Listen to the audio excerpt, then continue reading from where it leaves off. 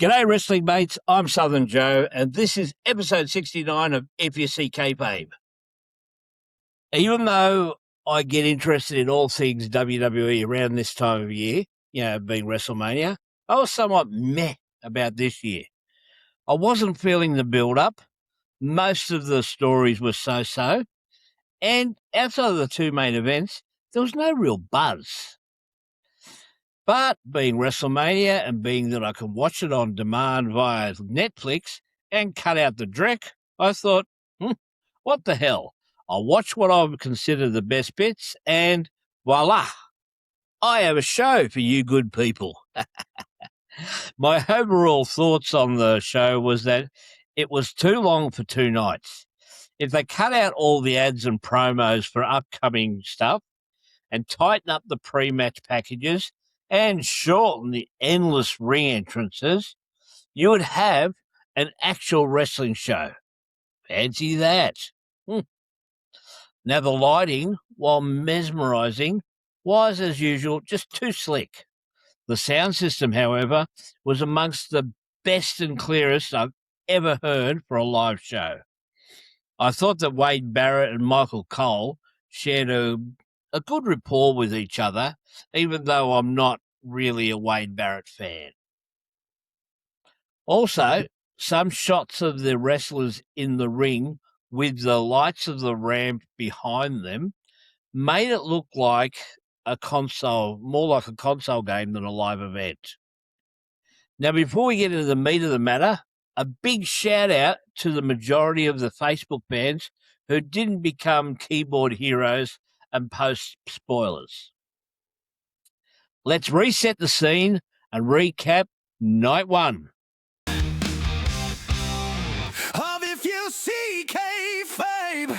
Now, I love the opening monologue by Lin-Manuel Miranda. He was measured, not hyperbolic. He was descriptive and not just shouting. Then John Cena came out. Now, I don't mind Cena per se, but this opening didn't lead to anything and just caused me to skip ahead. And then I skipped ahead a bit more because the first match was the Usos and LA Knight against The Vision. Now, this version of The Vision was Austin Theory and Logan Paul with I Show Speed. Paul and Theory are tag champs, so the title wasn't even being defended on the biggest show. I skipped most of this because I'm not a fan of this I Show Speed character, and the Usos are a one-trick pony in the ring. They are the Polynesian Young Buck super kickers. I did see one interesting spot where after The Vision lost the match, Logan Paul got stuck into Speed and was about to splash him before the Usos in LA rescued Speed and set up Paul on the announcer's desk for an I Show splash. So we cycle through more ads and front row shots of USA sports stars. Now, the only jabroni I recognised was Stephen A. Smith. Mind you, us Aussies would have preferred it was this Steve Smith. Next was this so-called unsanctioned match.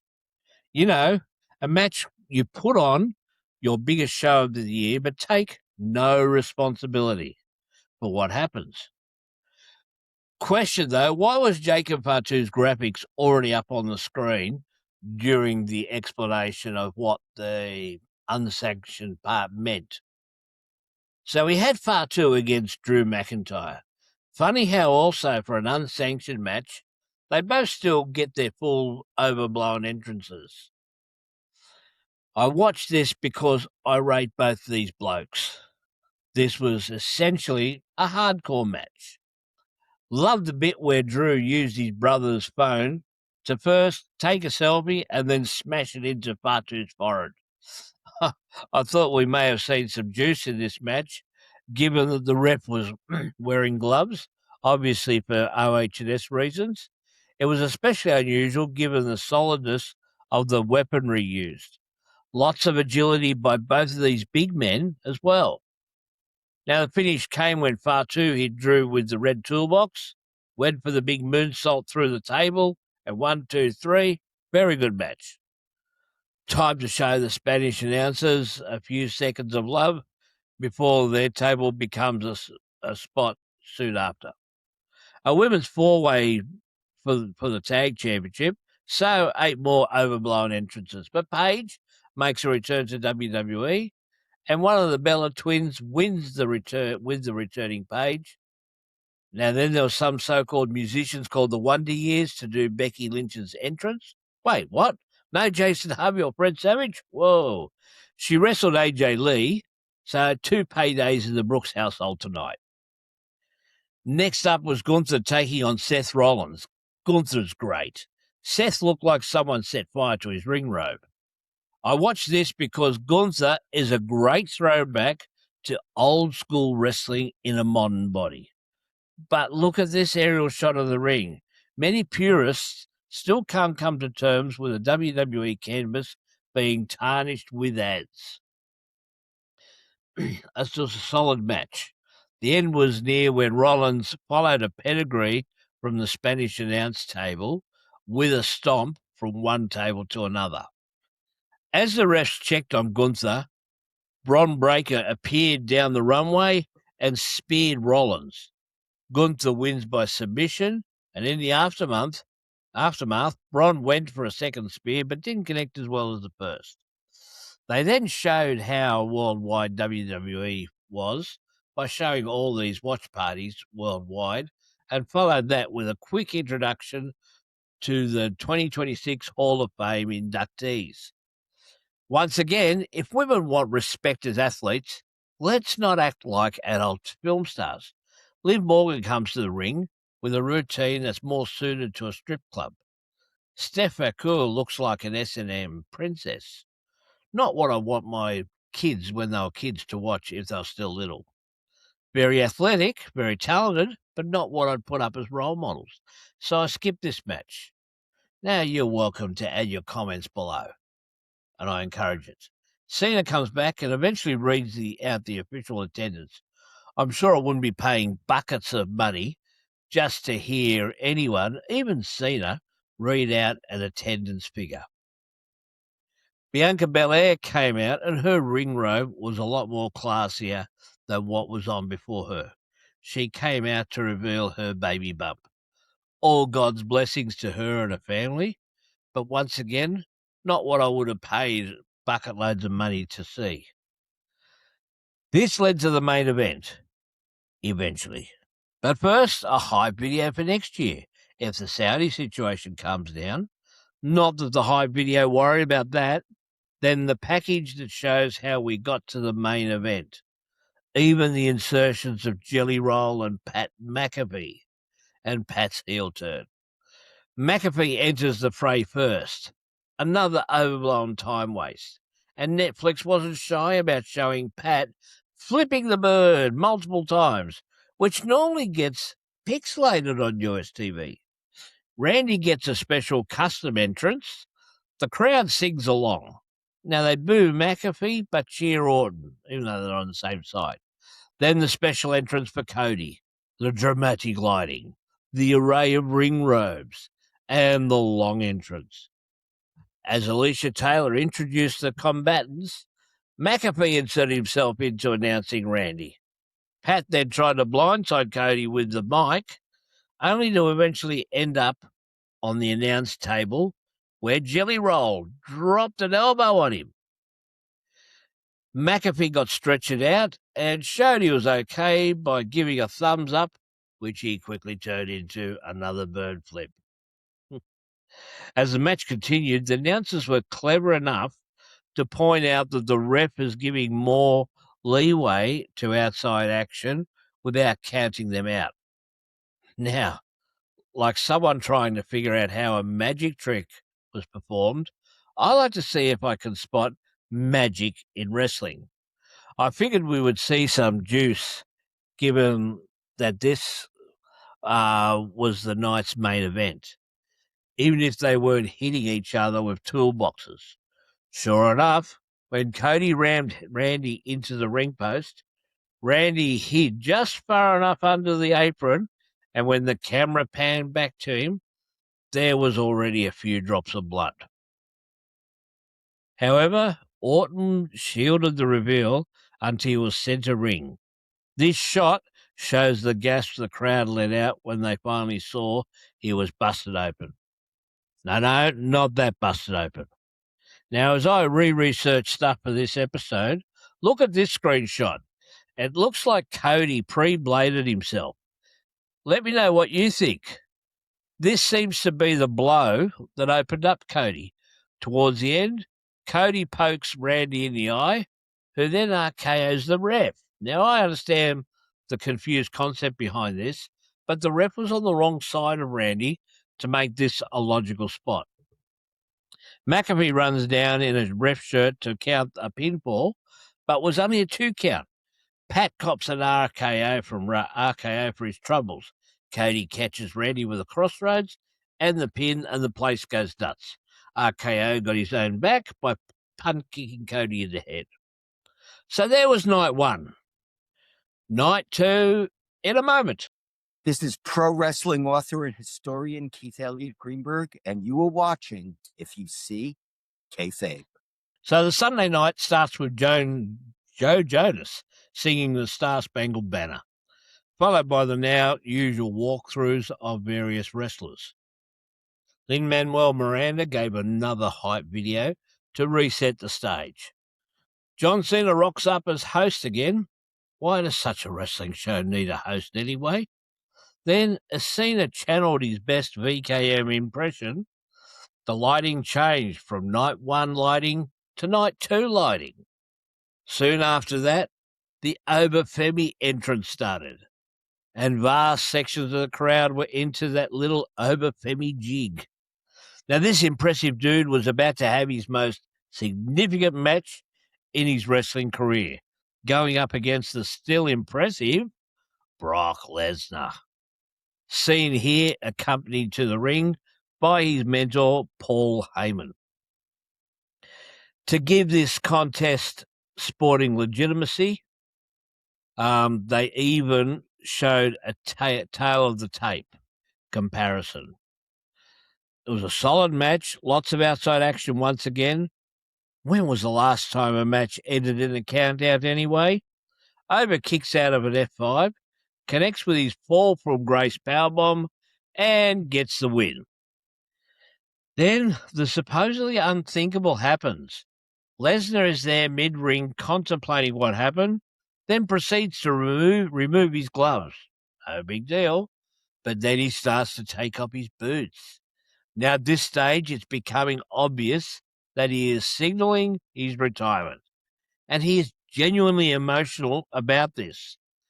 Heyman then joins him for an embrace in the ring, and they leave together with Brock's boots and gloves in center ring. Next was a 6-man IC ladder match. I reckon there was a timing issue here because JD McDonough, Dragon Lee, and Rusev didn't get ring entrances. They were already there along with some ladders.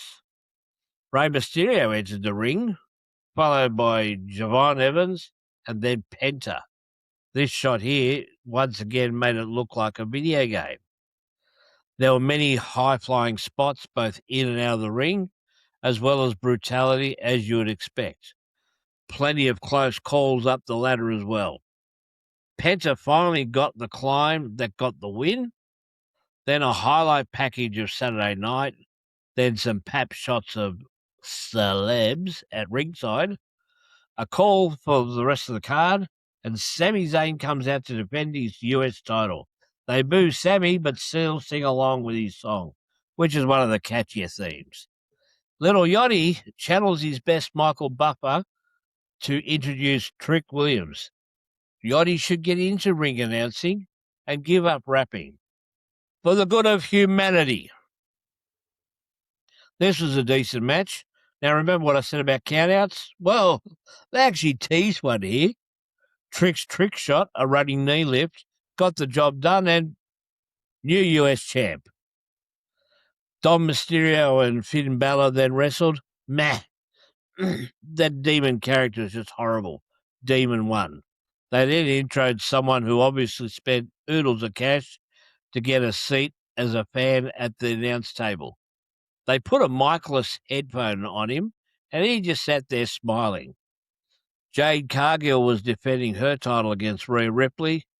Being an Aussie, I'm glad Rhea won. Cena comes out for his attendance figure readout. Cena was giving his goodbyes, but was interrupted by The Miz. As Miz tried to have his moment, he was interrupted by Danhausen and a bunch of mini Danhausens. This was hilarious. He announced that he had made it to Wrestlemania Hausen. After the midgets ganged up on Miz, Danhausen got to do his own version of the five-knuckle shuffle, and Miz was carried out by the midget squad. Now it was time for the main event. A special intro for Roman Reigns as he acknowledges his ancestry. This shot definitely looks like it's from a video game. Then there was various aerial shots of Las Vegas, which led to a shot of CM Punk on top of the Allegiant Stadium. His extended ring walk is peppered with highlights of his WWE career, even his pipe bomb. His ring jacket was a tribute to many fallen friends who have helped shape his career. The back of his jacket was a dedication to Harley Race. His breast pocket had the name Bo Luders, lead singer of The Harmed. The arm had Jim Shank, a longtime WWE camera operator, Kerwin Silpies, a longtime WWE director, and Davey Coates, a WWE international production manager. One thing I'll say at this point is that while I'm not a fan of Alicia Taylor, I thought Samantha Irwin was better. Alicia is at least leaning into the leading of the fans replying, 1 fall, after saying, this match is scheduled for 1 fall. Lots of outside action with at least the ref with the slowest 10 count ever and Roman breaking the count, so the ref still has some cred. They even went amongst the fans for a bit. At one stage, Punk was left hanging prone upside down. Roman hits him with the ring steps. How is this not a DQ? Roman eggs for the camera, and that hid Punk's magic. Roman did an homage to his Shield days by powerbombing Punk through yet another Spanish announce desk. Both guys kicked out of their opponents' finishes, but in a twist, they both had to kick out of their own finishes being applied by their opponents. Now, here was an insult as Punk took a fan's Ulafala to use against Roman. They seesawed submission moves and were even getting great reactions on their rest moves. Here's something not quite right. Roman blatantly hits Punk with the ring steps. It's okay. But Punk had to distract the ref to give Roman a low blow. Punk then gets a high spot moment by flying off the top rope and making a mess of Roman Reigns and yet another announce desk. After some more action, Roman hits his umpteenth spear and this time gets the 3 count and his 7th world title. All in all, WrestleMania 42 was not a stinker. I wish the WWE wouldn't charge so much, but the folk there seemed to make sure they enjoyed the event as much as possible. The matches I watched were good, especially the main events. I also liked the Danhausen skit, and Obafemi has arrived as a star. I'm now tempted to do a review on the Netflix Hogan doco, especially since my wrestling mate, Keith Elliott Greenberg, is featured. Stay tuned for that. Finally, whereabouts have you been watching this video from?